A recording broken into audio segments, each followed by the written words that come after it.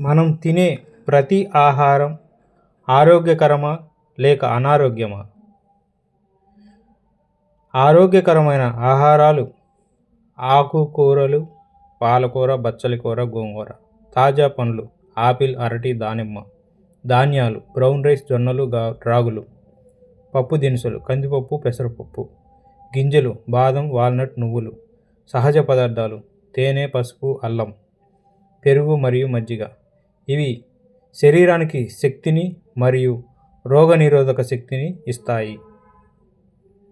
అనారోగ్యకరమైన ఆహారాలు ఎక్కువగా వేయించిన fast food, packet chips, cold drinks, అధిక చక్కెర ఉన్న స్వీట్స్, ఎక్కువగా ప్రాసెస్ చేసిన ఫుడ్స్, బేకరీ ఐటమ్స్, కేక్, పేస్ట్రీలు, రాత్రి మిగిలిన ఆహారం.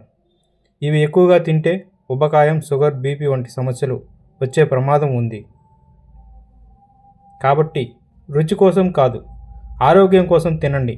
మన శరీరం ఒక దేవాలయం లాంటిది. దానికి సరైన ఆహారం ఇవ్వడం మన బాధ్యత. సబ్స్క్రైబ్.